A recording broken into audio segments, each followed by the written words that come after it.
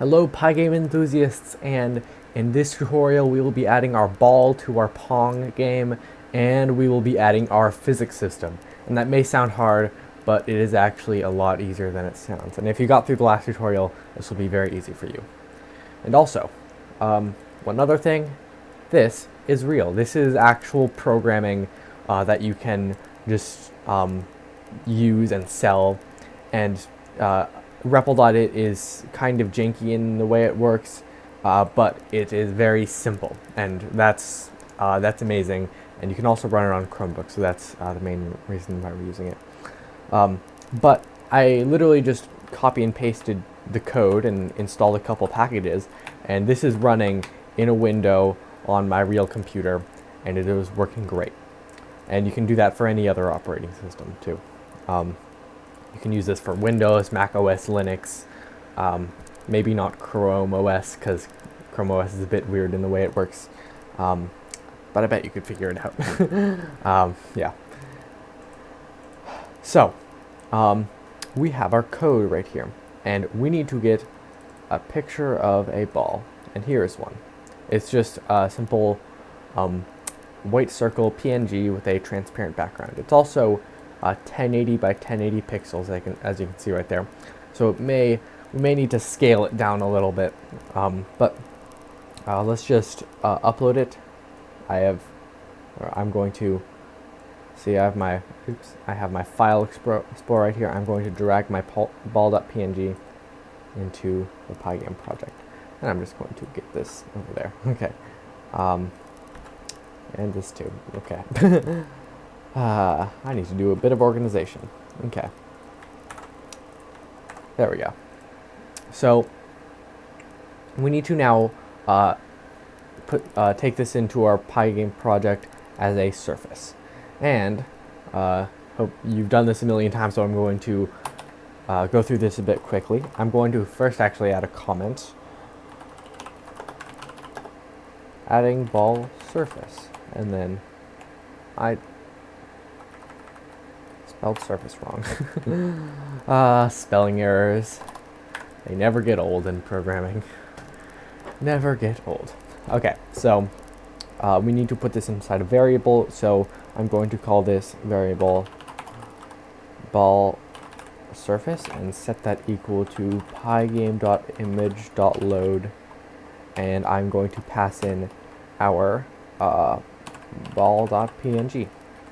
Okay, and oh no, it's underlined in red. That means I have an error. And look at that, I spelled Pygame wrong. Pygame is supposed to have an A right here. What do I say? Oh wait, and there's not supposed to be an A right there. Dang, I'm really bad at spelling today. But let's, actually if we run it, we won't be able to see anything. Why? Because we just made the surface. We haven't blitted it onto the screen yet. So let's stop this and blit it onto the screen. I'm just actually going to copy and paste this screen.blit code. And remember to put it at the bottom, because if you put it at the top, all the other surfaces will obscure it because they'll be blitted last. So let's blit this onto the screen. And instead of blitting background surface, we want to blit ball surface.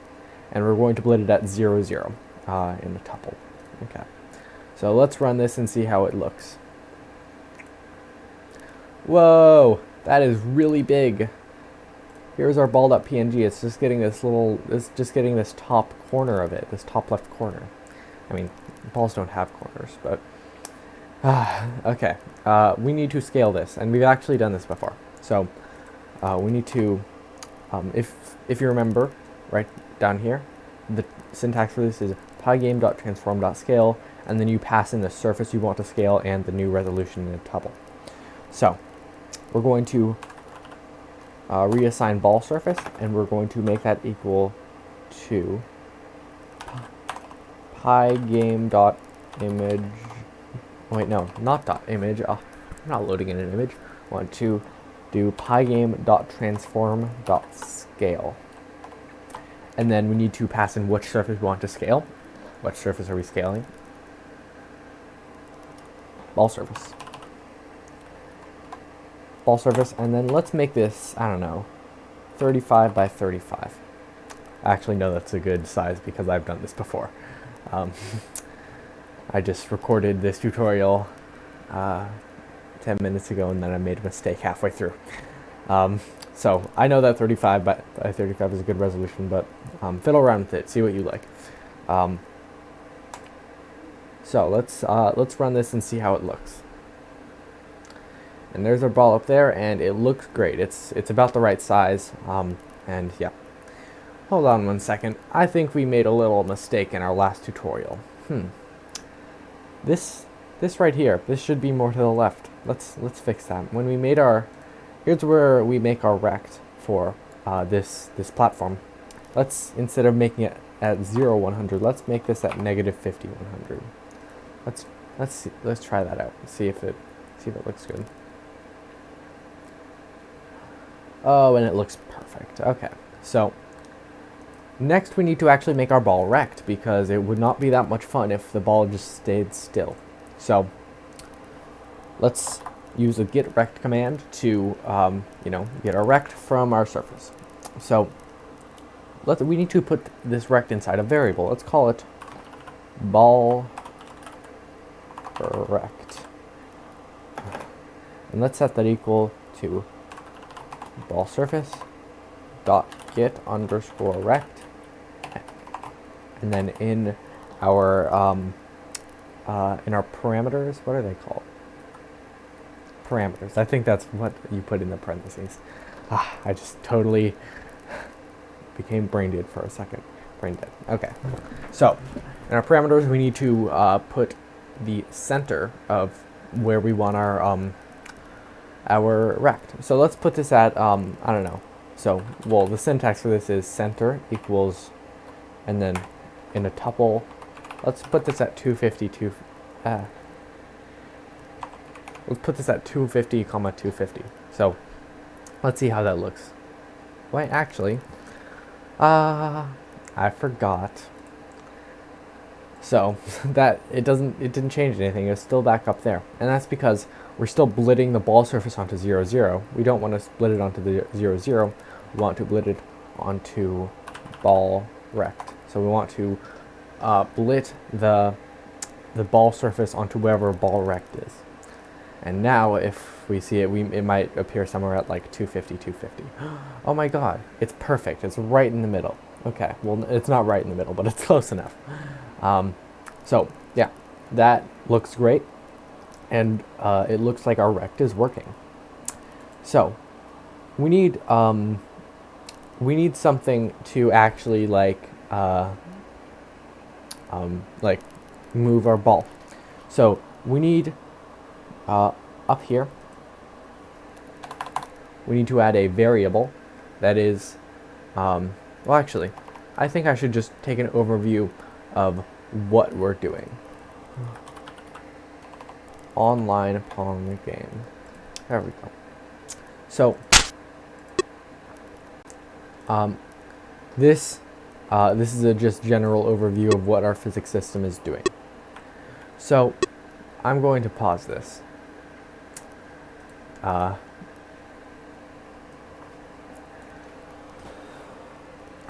my pen working? Yes, it is. Okay, so for our simple physics system,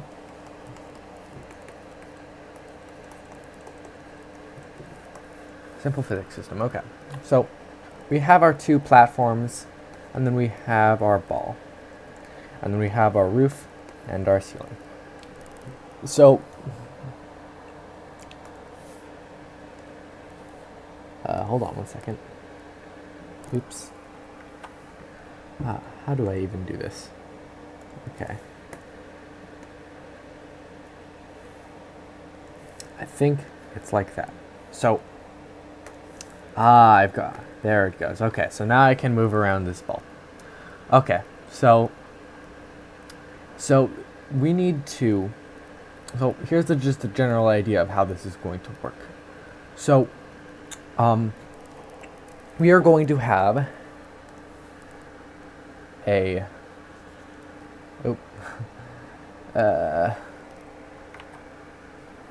okay. technical difficulties aside, we're going to have a variable, and we're going to name this. What are we going to name this? This is going to be called ball underscore movement. And ball underscore movement is going to be a list with 2 values inside. So, and the values are going to be numbers. So let's say 17, 0. And this list, these 2 numbers, are actually going to be a vector. So it's going to, these 2 values are going to say how much it's moving on the x and y axis. So, like you can think of this like a car. So say this dot is a car. Let's move this car with our select tool. Wahaha, feels so fancy. Okay, there we go. So say this dot is a car, and if our movement is 17, 0, let's say we're moving 17 miles per hour on the x-axis and 0 miles per hour on the y. So it would be going this way. It would be going, oops, what is this? It would be going left to right, and it wouldn't be moving at all on the y-axis. Okay, so what if it's at the middle, and then what if it's at the middle, and instead of 17, it was negative 17? Well, it would be moving this way. It would be moving to the left, and none on the y-axis. So what if this was negative 17 and what if this was negative 17 and instead of 0, it would be something like, it would be something like 5. Okay, so negative 17, or let's not do 5. Let's do something more dramatic, like 10. So if it was something like that, it would be moving, it would be moving a bit more like this. It would be moving kind of like that.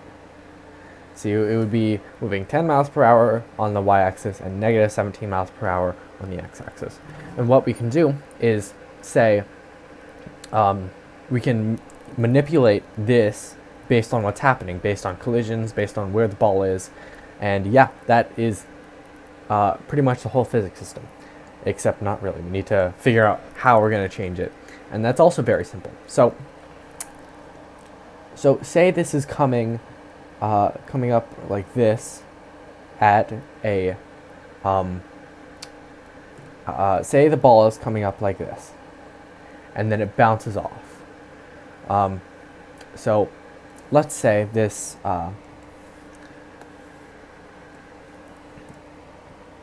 okay, where is my, here it is. Okay, so hold on, this is weird. Okay, so if it's coming up like that, it would be something like, there we go. It would be something like, I don't know. So it's moving up at a decent pace. So let's say, well, let's say it's moving like 10 on the x-axis and 6 on the y-axis. So if this is moving up 10 miles per hour, or however, whatever unit you want to use, this is moving up 10 miles per hour on the x-axis and 6 miles per hour on the y-axis, and it's going to be bouncing off like that. What do you think that's going to be? Well, it looks like these two are just inverted. So if it's coming up like this, 10, 10, 6, and then it hits this, it's now going to go something like negative 10, negative 6. And if you just think about it, that totally makes sense. That went really close, but that does totally make sense. Look at this. This is going 10, 6, and then if you look at the direction this is going now, it totally looks like -10, -6. And we don't want the game to be too predictable either, so we're going to add a bit of randomness too, just to spice it up a little, make it a bit more interesting. But that's a general idea. Now, what about this? What if it hits the ceiling? Well, say it's going, well, let's see what vector will make it hit the ceiling. So, oops, let's erase this. Let's see what vector will make it hit the ceiling. Okay. So, if it's going something like this,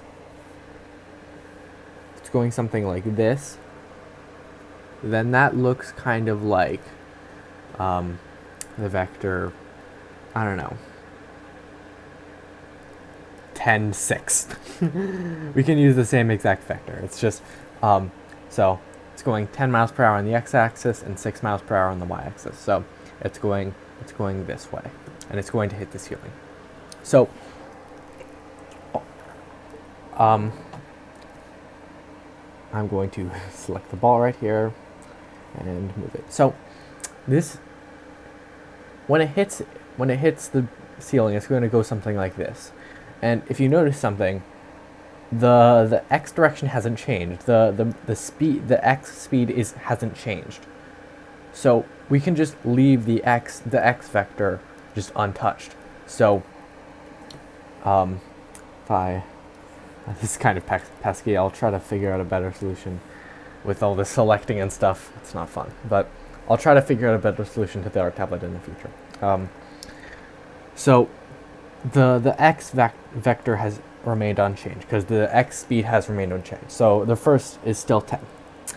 And so what's the second one going to be? So it looks to me like it's going to be inverted, because you've got, if it's like, just, if you think about it, like if it's just going up on the y-axis and hits this, it's going to just invert and go back down.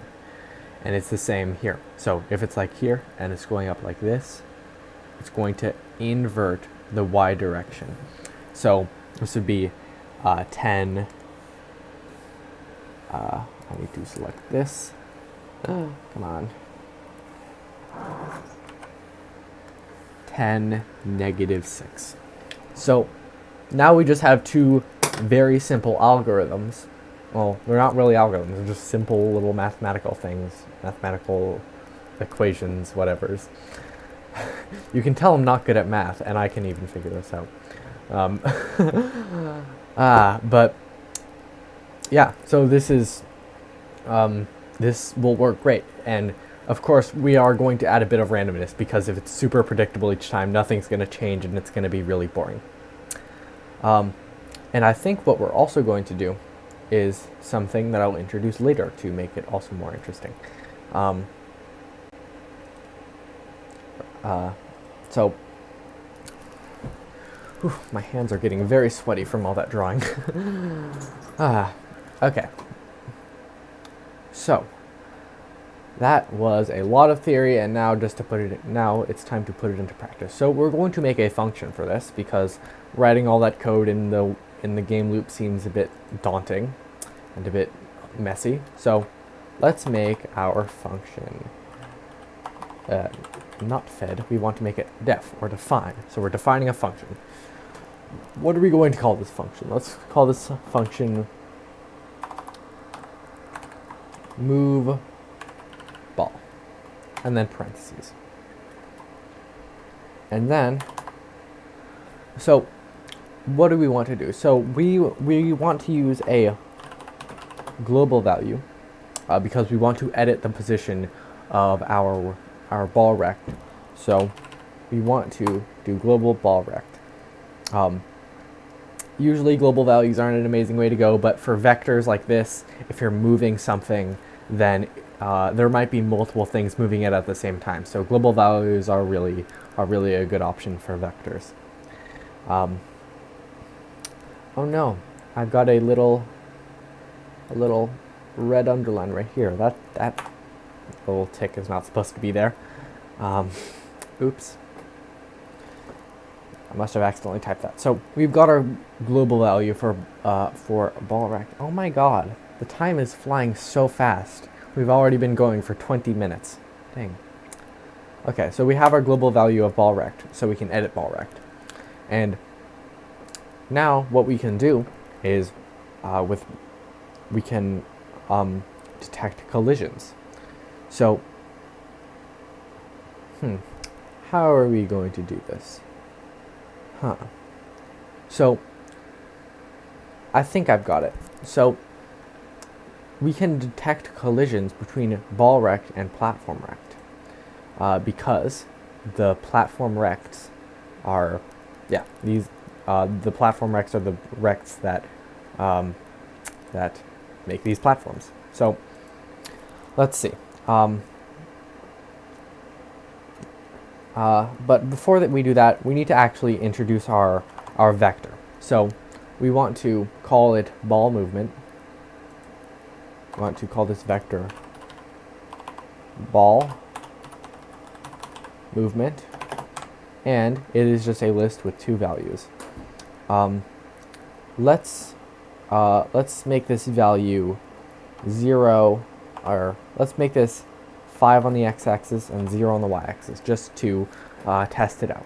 Or let's make this 2 on the y-axis, just to, make it work. And make sure the y-axis is working too. And this can just be our starting vector. Because we want the ball to move at the start. What's the fun in it not moving? But, okay, here's move ball. So,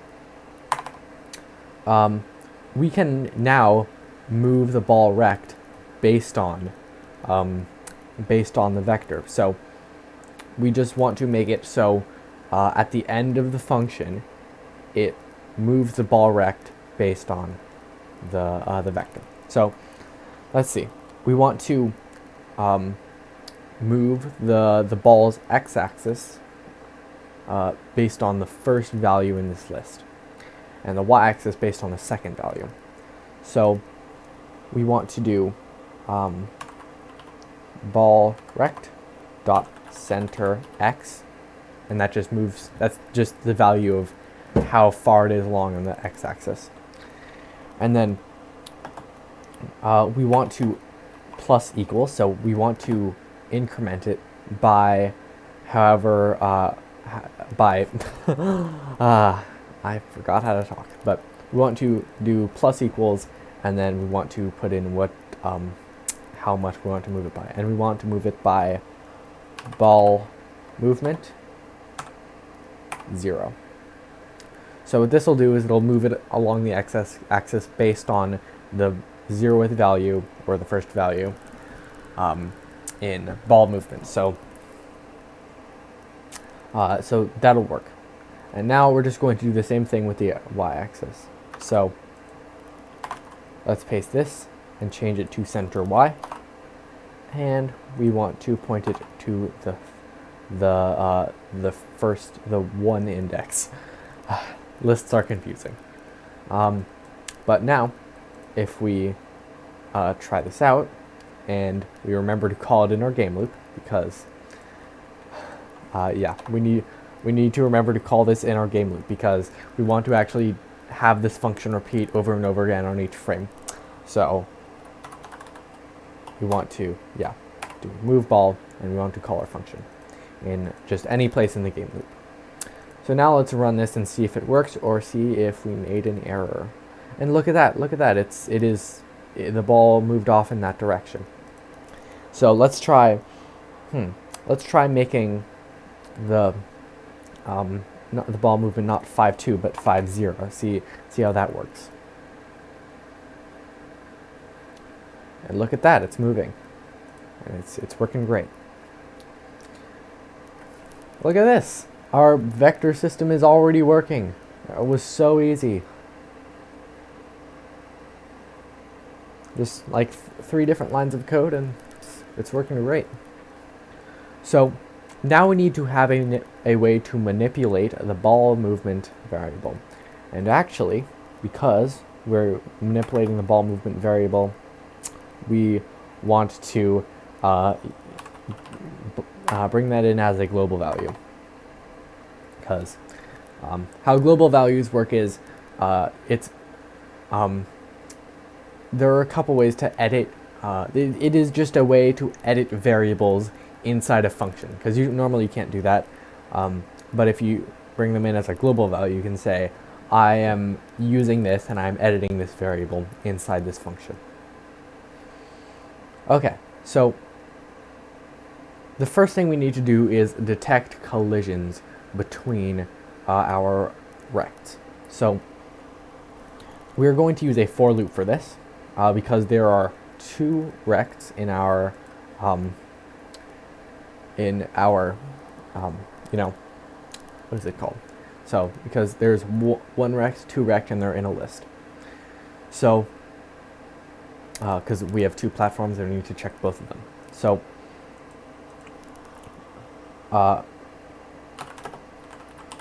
so we need to do for rect in, and what is the list called that contains all of our player rects? Let's see. It's called platform rect. So, and platform rect is a list with all of our rects in it for our players. So we want to detect collisions. So actually, this is I don't think we've done this yet. No, we haven't. So we want to detect collisions between the player rect, and we want to detect collisions between the player rect and the ball rect. So we want to execute code based on that. So we want to do if hold on. I think I remember the syntax for this. If ball rect dot collide rect. I think that's the correct syntax. Well, let's see if I get an error message. I'm pretty sure that's correct though. So if ball rect dot collide rect, and we need to pass in which rect we want to test. And with this for loop, it generated this variable. So rect, and this will loop for every rect in platform rect. So we want to put in here rect. For loops are a bit confusing, but just stick with me. It's for loops are kind of hard to understand. So if it collided with the rect, if there's a collision, let's just test it out by printing something to the console. What are we going to print out to the console? We're going to print out hit with many exclamation points. Okay. So,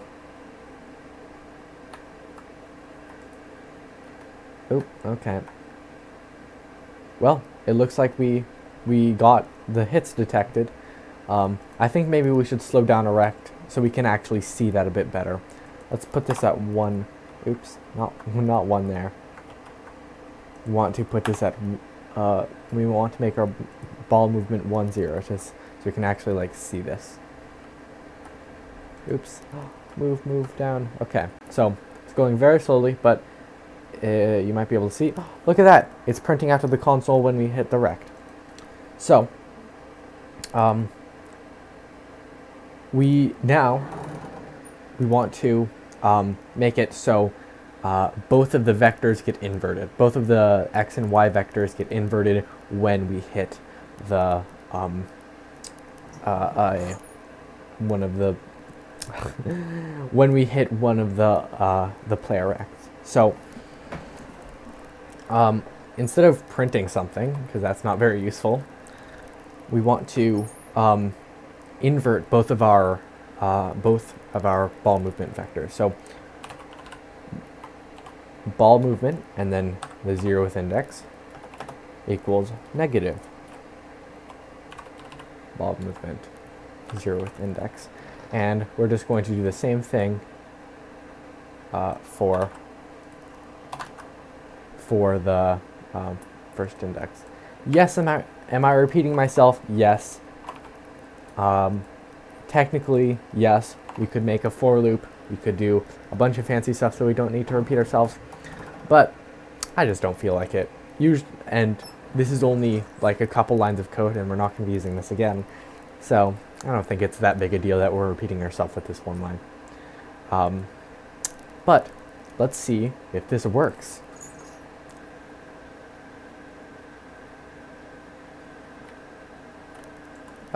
Move down. Come on, yes! Oh my god, it's working. It is working perfectly. Look at that. It's a bit slow, but that's fine, because this is working perfectly. Look at that.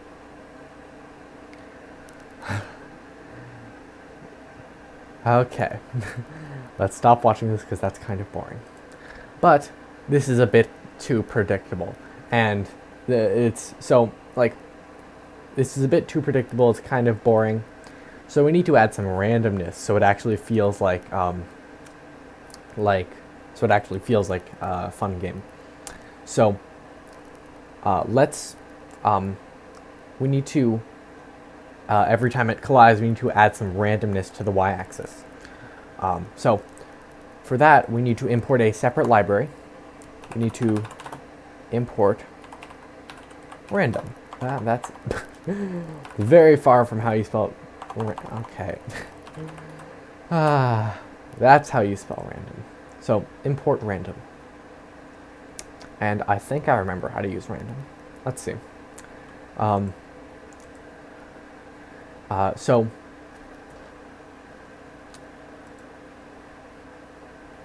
let's see. So we want to add the variance to the y-axis because that's the fun part. We want it to like bounce off a bit on the y-axis. So what we want to do, because we want to modify this. So so we invert the y-axis, and then we want to add something to it. Let's add, I don't know. So we need to add a random number to it. So let's call this random number random.uniform. Let's make this -1 and 1. And that'll generate a random number between -1 and 1. Let's make this a bit more noticeable. -2 and 2. Okay, so let's try this out.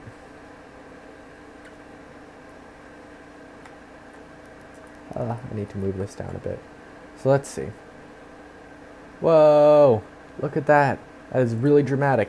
And I think what we need to do here is, I think we need to have some larger values in here, because we don't have much freedom. We have like 1, 2, and 3 as an option for generating random numbers. Or like, because adding 1 to a vector makes a huge difference. So let's fix that. So down here, when we actually move our ball based on those vectors, let's, I don't know, divide it by 30. And this will allow us to put bigger numbers in here and have like more control. So let's generate a random number from -30 to 30. And up here we need to also increase our x factor. Let's make this 60, I guess. Sure. Let's try to make that 60. See how that works.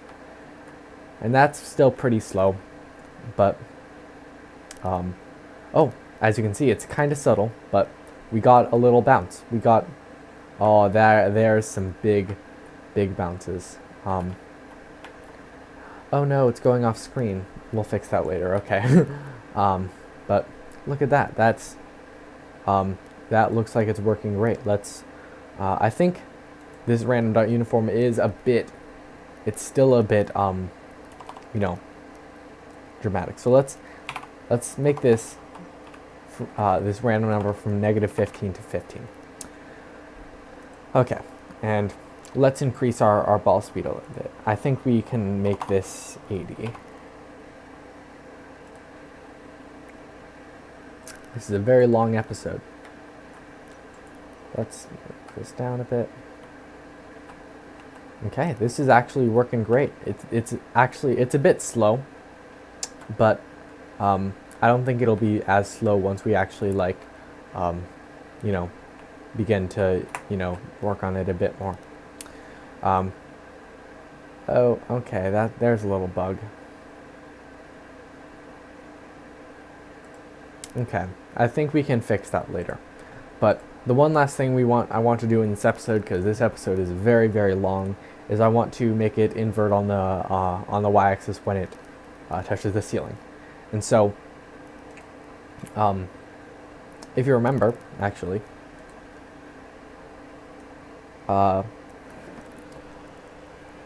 surfaces have these points. I've repeated this a billion times, but I found a faster way of putting down the points. Look at that. Okay. So, surface has these points, and instead of, checking the center point like we've done the whole time, we're going to say, like, I don't know, if this top point is greater than, or if the top point is less than 0, we want to do the bounce. Or if this bottom point is greater than like 560 or whatever, we will do the bounce. So let's add that. I'm getting very tired. I think this is the last tutorial I'll record for today. But we can do that pretty easily. So we want to, in our move ball function, we can add a couple if statements. So if ball rect dot top, I think top is it. I think it's dot top. So if it is less than 0, or if it's less than or equal to 0, doesn't really matter, won't make that much of a difference, we want to invert ball movement 1. We want to invert the y-axis. So ball movement 1 equals negative ball movement 1. So let's try that out. Let's hope it hits the ceiling instead of the floor. Or let's actually, let's make this a bit easier on ourselves. Let's add some stuff. Let's add some torque on the y-axis, or torque. I don't know anything about physics. Okay. Oops. Want to make this negative 100, not 100. I'm just adding some ball movement. So let's see if that works. Oh no. Okay, it's getting stuck in there. So I think what we can do to do this, or do to fix this, is a bit janky, because it's kind of getting stuck in there, because it's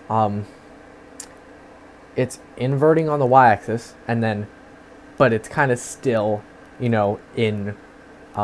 it's kind of still in the ceiling, and then it inverts again and again and again and again, and it kind of just jitters and, just stops moving.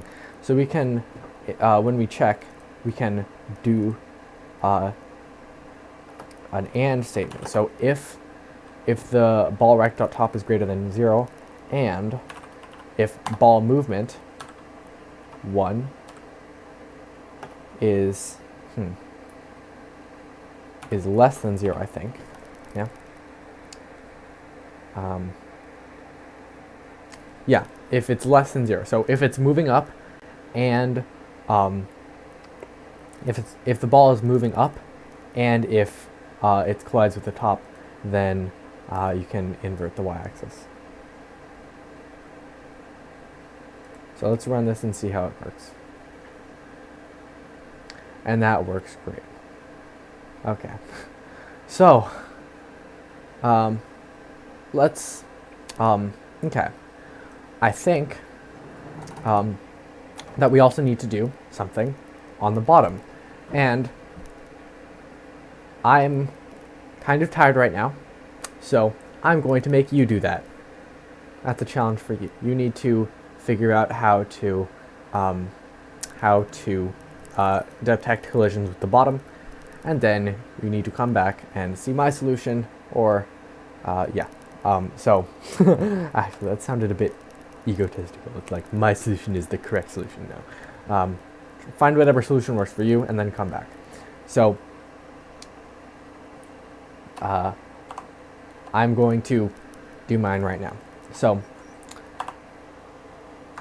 I'm going to just copy that, and it's I think if it is, instead of less than or equal to 0, it would be greater than or equal to, I think that the height of this is 560, I'm pretty sure. Let's check. Oh, it's just 500, not 560. So if it's greater than or equal to 500, or actually if the bottom is greater than or equal to 500, and if ball movement 1 is greater than 0, then you invert the y-axis. So let's try this out.